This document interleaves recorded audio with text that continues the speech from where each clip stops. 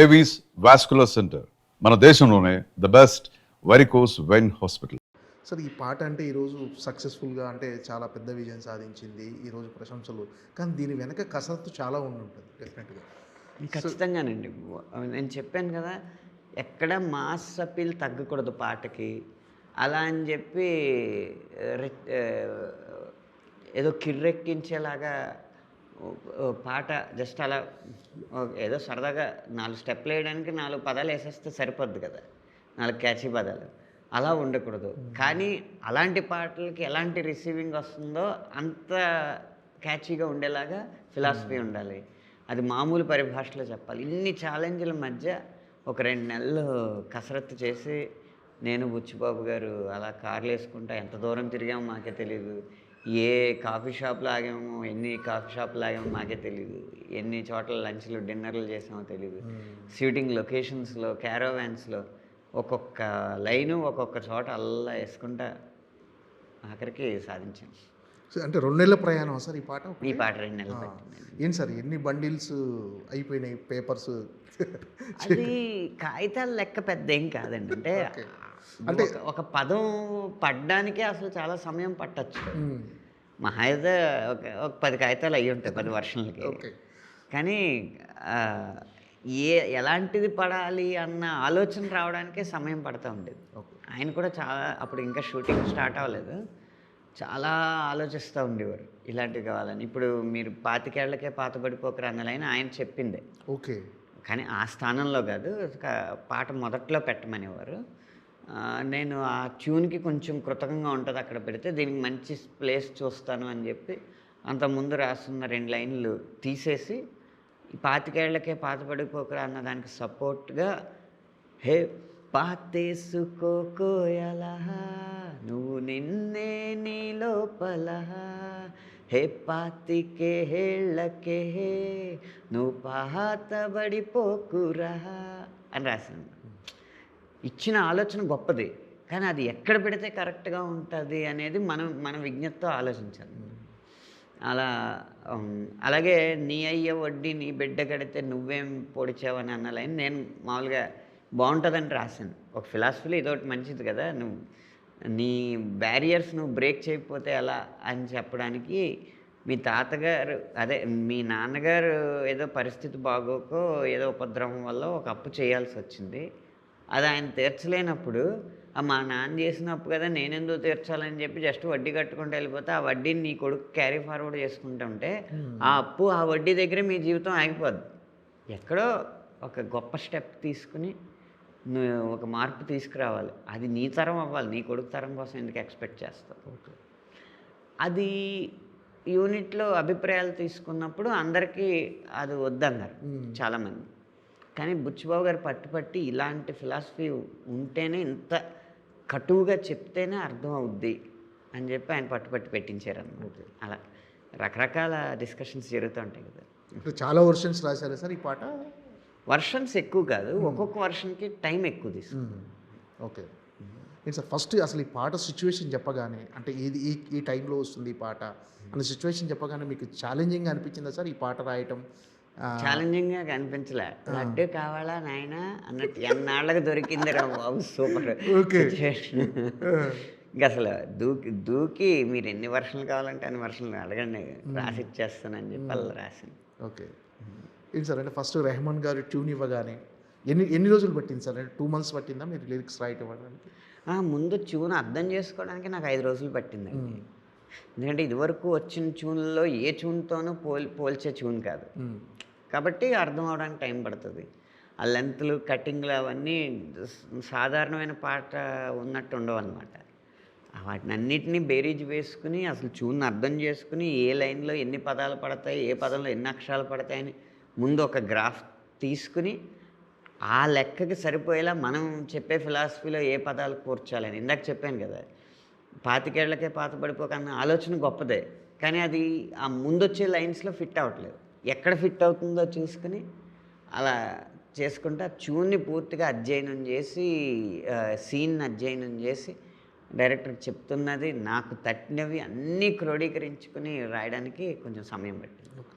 అంటే మీ సాహిత్యం ఎంత గొప్పగా ఉందో రామ్ చరణ్ గారి స్టెప్స్ కానీ ఆ గ్రేస్ కానీ ఒక పాటకు నిండుదనం తీసుకొచ్చింది. అసలు ఆ పాటకి ఒక పరిచయం ఆ స్టెప్స్ వల్లే జరిగింది. ఆ, ఇది పెద్ద పాట, ఉమ్, అది మాంటేజ్లో వేసేస్తుంటే పాట అంత అవ్వకపోయింది. అయితే జానీ మాస్టర్ గారు ఈ పాట సందర్భంలో ఒకసారి మేము కలిసాం, ఇదే ఆఫీస్లో కలిసినప్పుడు నేను అన్నది ఏంటంటే మిగతా ఇంట్రొడక్షన్ సాంగ్ అంతా డ్యాన్స్ చేయొచ్చండి, ఎందుకంటే జస్ట్ వాడు లైఫ్ని సెలబ్రేట్ చేయడమో లేకపోతే అక్కడ ఉన్న మూమెంట్ని సెలబ్రేట్ చేయడం ఇలాగ ఉంటుంది. ఈ పాట తేడా ఏంటంటే అద్భుతమైన ఫిలాసఫీ బోధిస్తున్నాడు, కాకపోతే మాస్ పదజాలంలో ఉండడం వల్ల అది ఫిలాసఫీ లాగా ముందు ధ్వనించదు, కానీ చివరాఖరికి వచ్చేటప్పటికి ఇందులో ఏదో అర్థం ఉందని అనిపిస్తుంది. దానివల్ల ఆ రెండింటిని మనం బ్యాలెన్స్ చేయాలండి. అలా అని రెహమాన్ గారి మ్యూజిక్ని తక్కువ చేయకూడదు అంటే ఆయన చాలా జాగ్రత్తగా ప్లాన్ చేసి, మీరు లిరికల్ వీడియోలో కూడా చూస్తే ఇలా ఈ ఫోజ్ ఉంది కదా, సార్ ఈ వేళ్ళు ఫోజ్ ఉంది కదా, రై రై రా రా, ఇలా చాలా సింపుల్గా ఉంటుంది. పాట పాడినప్పుడు చాలా సింపుల్గా ఉంటుంది, స్టెప్ లాగానే ఉండదు అసలు, కానీ గ్రేస్ కనపడుతూ ఉంటుంది. ఒక్కసారి బీజిఎం స్టార్ట్ అయ్యేటప్పటికి ఆయన విశ్వరూపం కనపడుతుంది. అంటే ఎవరిని డామినేట్ చేయకుండా ఎవరి స్థానంలో వాళ్ళు వాళ్ళ పూర్తి సామర్థ్యం మేరకు పనిచేశారు. రామ్ చరణ్ గారు డ్యాన్స్లో అయి ఉండొచ్చు, జానీ మాస్టర్ గారు కొరియోగ్రఫీలో అయి ఉండొచ్చు, రెహమాన్ గారు సంగీతంలో అవ్వచ్చు, పాడడంలో అవ్వచ్చు, రత్నవేలు గారు ఛాయాగ్రహణం అవ్వచ్చు. వీళ్ళందరినీ సమన్వయపరుచుకొని తనకు కావాల్సింది రాబట్టుకోవడంలో బుచ్చిబాబు గారి హార్డ్ వర్క్ అవ్వచ్చు. అందరూ కలిసి అందుకున్న విజయం అన్నమాట ఈ పాట. సార్ ఈ సాహిత్యం విషయంలో మీకు బుచ్చిబాబు గారికి ఏమైనా డిస్కషన్ జరిగాయా అంటే ఫైనల్ అవుట్పుట్ కోసం? చాలా రాపిళ్ళు, ఇది ఉండొచ్చు, ఇది ఉండకూడదు, ఇది ఉండొచ్చు అనకూడదు. ఇప్పుడు రైరే రారా రాసిన తర్వాత కూడా మళ్ళీ ఇంకో వర్షను రాసిన తర్వాత అనిపించింది, మొదట లైన్ నుంచే మనం ఫిలాసఫీ మొదలు పెడితే పాట మాస్కి రీచ్ అవ్వదు, ఇలా సౌండ్ బ్యూటీ ఉండాలి అని చెప్పి ఆ రైరే రారాని ఉంచుకుని ఇలా పాతికేళ్ళకే పాతబడి ఒకరు అలాంటి లైన్లు యాడ్ చేసుకుని అలా ఎప్పటికప్పుడు మారుస్తూ వచ్చాను. సరే, అంటే ఈ కథ వినగానే అంటే సాధారణంగా ఇప్పుడు పెద్ద నుంచి వచ్చిన ప్రతి కంటెంట్ నిజంగా ఒక వైరల్గా సంచలనం సృష్టిస్తుంది సార్. ప్రతి మన గ్లిమ్స్ కావచ్చు, తర్వాత వచ్చిన చిక్రీ పాట కావచ్చు, ఈ సాంగ్ కావచ్చు, ప్రతిదీ ఒక సంచలనమే. అసలు కథ వినగానే ఇది ఎలాంటి సినిమా అవబోతుంది, ఎలాంటి బ్లాక్ బస్టర్ అవబోతుందని మీరు ముందే ఊహించి ఉంటారు కదా సార్? నాకు అంకెల్ లెక్క వ్యాపారం లెక్క సరిగ్గా తెలియదండి, ఎందుకంటే ఆ రంగంలో నేను లేను కాబట్టి.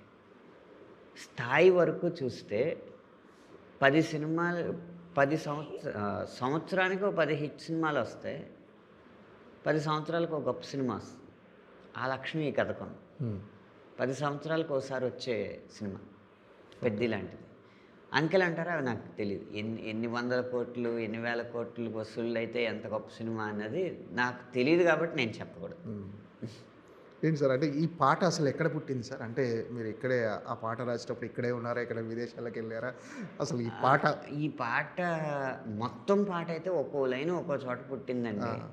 రైరై రారా పదమేమో బుచ్చిబాబు గారి వ్యక్తిగతమైన కార్యాలయం ఉంటుంది అయ్యప్ప సొసైటీ దగ్గర కాకతీయ హిల్స్లో, ఆ పదం అక్కడ పుట్టింది.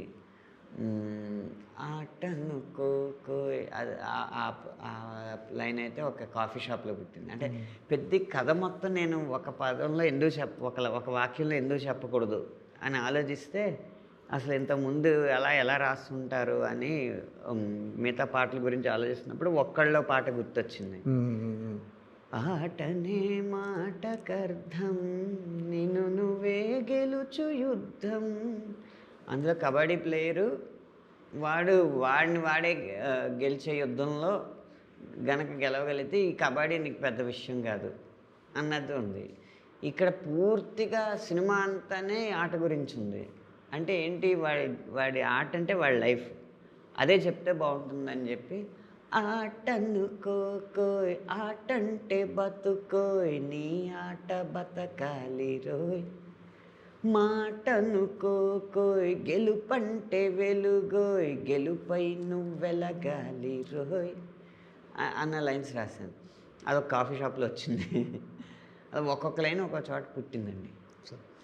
విచిత్రం ఏంటంటే ఈ లైన్స్ ఇప్పుడు మన సెమీఫైనల్లో అక్షర్ పటేల్ గారు పట్టిన క్యాచ్ ఉంది కదా, ఆల్మోస్ట్ చాలా చాలా రిస్కీ చేసిలా పట్టి ఇంకా పడిపోతున్న సమయంలో ఇలాగ శివం దుబే గారికి అందించాడు.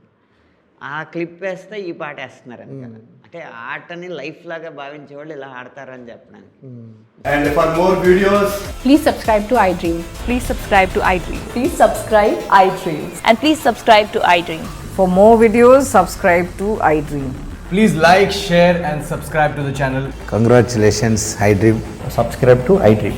Subscribe to iDream. So subscribe to iDream Media. iDream team అందరికీ huge congratulations. Please subscribe iDream Media. Please subscribe to iDream.